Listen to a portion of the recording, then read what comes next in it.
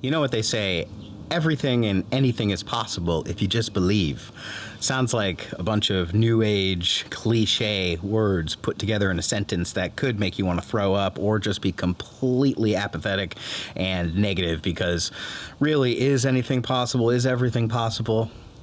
And probably the biggest thing that seems impossible is world peace. But with so many people on the planet, how is it possible to attain something like world peace? You know, it's actually a lot more possible than we think it is, and we do it all the time. We just got to remember a very important concept, which is called as above, so below. And even more specifically to a situation like this, as within, as without.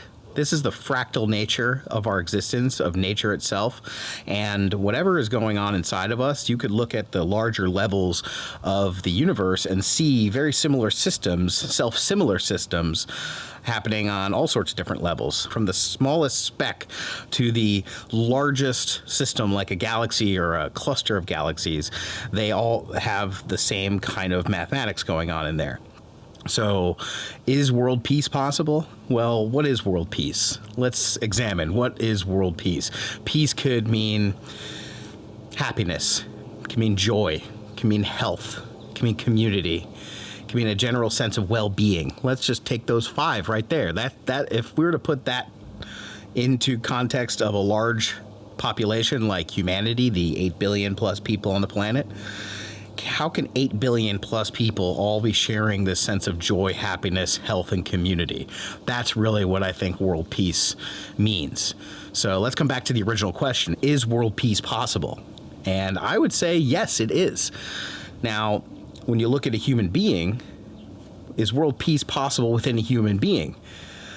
Let's first break down what is a human being. A human being is not a single individual entity. A human being is a multicellular superorganism that has 50 trillion plus human cells, plus tons of bacteria, good and bad bacteria, that makes up this community of an individual. So you look in the mirror and you see one person looking back at you, but in reality, that is the reflection of a giant, massive community of trillions of cells. And you know what's interesting is that these cells, they don't need you to survive. We could take some skin cells off of you, put them in a petri dish with some nutrients, and they will live without you. So it's really us who is result from the cells in community.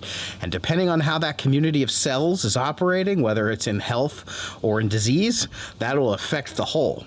So if you've ever been sick in your life, that means that there's some sort of disharmony going on in your system.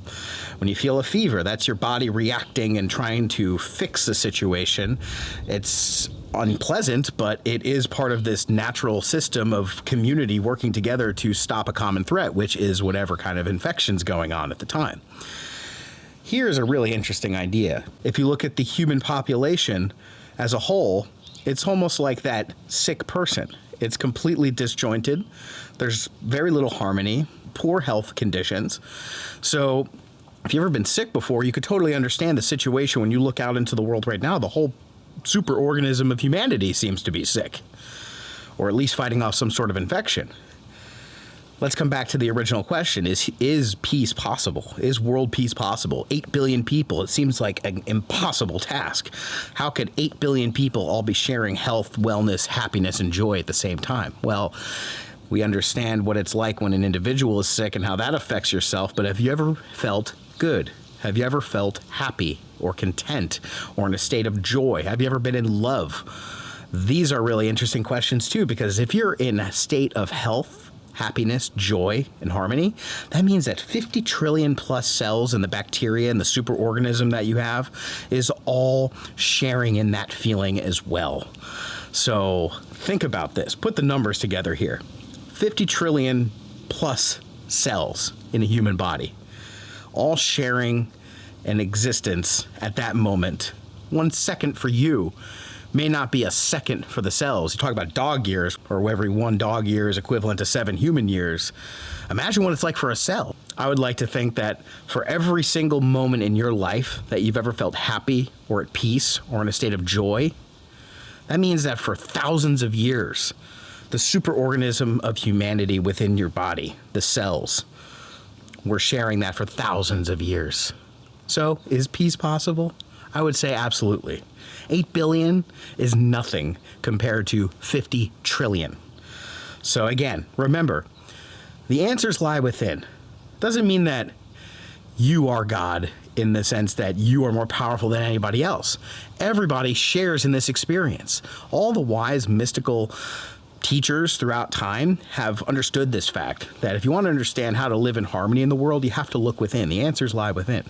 There is a blueprint for how to live in harmony with nature as a human population on a grander scale within ourselves, So let's listen to the cells, let's observe the cells, and remember, every time you feel good, that's a vote in the direction of feeling good and harmony for the larger scale operation of humankind.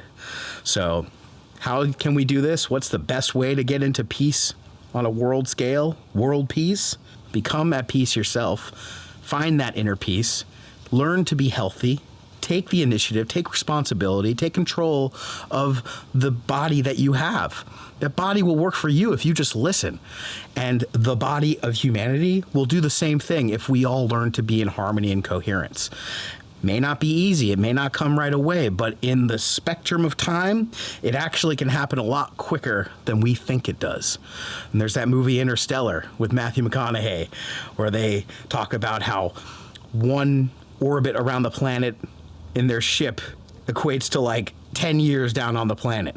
Think about that with yourselves. One moment in your life is the equivalent of thousands of years for yourselves. Take pride in that experience of health and wellness that you experience all the time.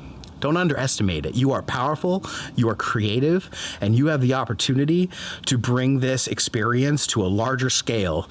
The whole point is you start from the center and you work your way out. Expand your sense of self to include others, because every single person on this planet is an opportunity to meet yourself and to learn from yourself, because we are all part of the same being. Just like the cells are all part of the same being, taking initiative to work together in a community, because when we work together in community, when we learn to act in harmony with the people around us, with our environment, then we actually will create so much more opportunity for growth and happiness within ourselves, and more importantly, as a community. The most important thing to recognize is this: community is immunity. Find that immunity within yourself and learn to expand it to the greater community. Trust is super important when we learn to come together in community.